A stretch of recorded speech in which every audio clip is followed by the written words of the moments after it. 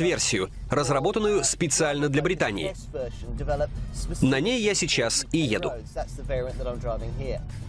Те, кто хорошо знаком с Альфа 159, увидят здесь ту же приборную панель и циферблаты, однако сиденье расположено ниже.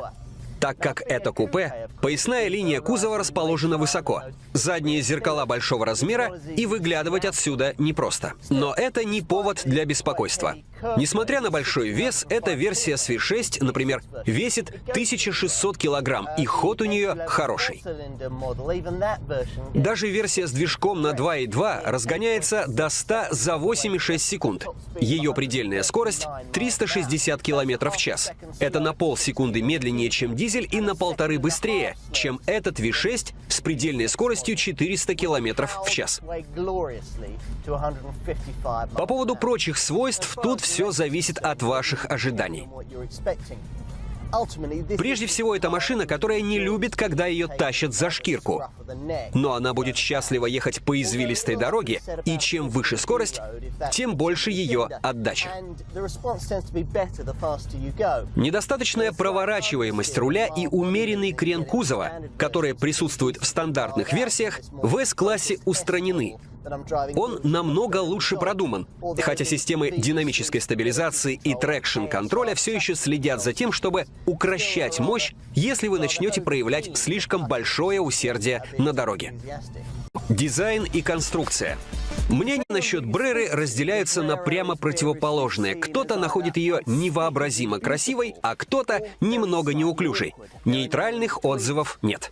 О себе могу сказать, что я очень впечатлен ее формой, а выполненные из металла тройные фары, скрытые под кузовным выступом, смотрятся просто бесподобно.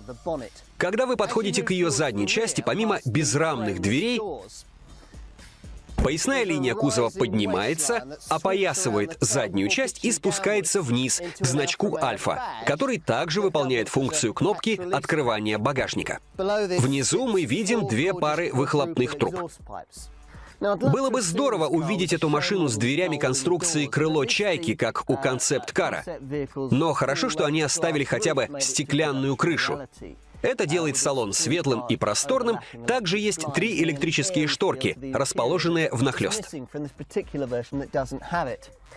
В плане удобства и отделки салон Бреры во многом превосходит конкурентов, но они сохранили и присущее Альфа чувство меры.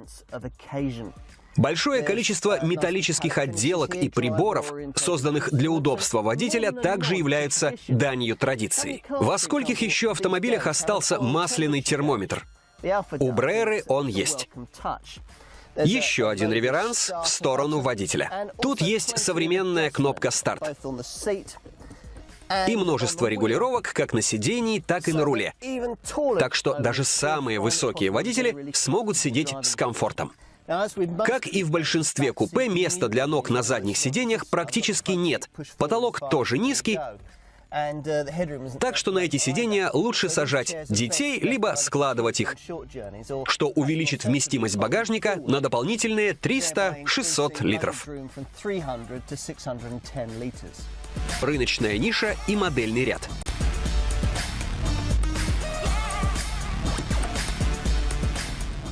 Брера — не дешевый автомобиль. Ее цена колеблется от 25 до 29 тысяч фунтов. За эти деньги можно купить более быструю Mazda RX-8 или Nissan 370Z. Но вы купите японский спорткар, а не Альфа-Ромео. Если вы не видите между ними разницы, вы не уловили суть этой машины. Понятно, почему базовая комплектация с движком на 2,2 литра так хорошо продается. Благодаря ее экстравагантному, обновленному внешнему виду и харизматичному двигателю, который придает ей индивидуальность. Хотя версия с JTD дизель на бумаге выглядит привлекательнее, звук у нее другой, а для Альфы звук значит много. Если бы я мог ее себе позволить, я бы выбрал V6 на 3,2 литра, которую я сейчас и тестирую. Это двигатель, сочетающий в себе все самое лучшее от Альфа. Если вы предпочитаете кабриолеты, вам подойдет Альфа Ромео Спайдер. Что касается оснащения. Колеса с легкосплавными литыми дисками, климат-контроль, бортовой компьютер, стереосистема Bose, круиз-контроль — все управляется электричеством. В большинстве моделей кожаная отделка салона. В середине между складными задними сиденьями есть люк для лыж, то есть между кресел можно размещать длинные предметы. Эксплуатационные расходы. Версия с бензиновым GTS расходует 9,4 литра на 100 километров в комбинированном цикле. Уровень выбросов составляет всего 218 грамм на километр. Но если цена имеет значение, вам стоит знать, что JTDM дизель на 2,4 литра расходует 6,8 литров на 100 километров, а уровень выбросов — 179 грамм на километр. Бензиновая версия TB6, на которой я еду, предлагает неплохой компромисс. 189 грамм выбросов на километр и 8 литров на 100 километров в комбинированном цикле. С V6 вы получите 9 и 11,2 литров на 100 километров и уровень выбросов СО2 около 260 грамм на километр. Страховая группа от 15 до 18. Потеря товарной стоимости сопоставима с BMW и Audi, но, разумеется, Brera обладает лучшими характеристиками. Заключение. Это Альфа Ромео определенно очень интересный автомобиль. Это купе,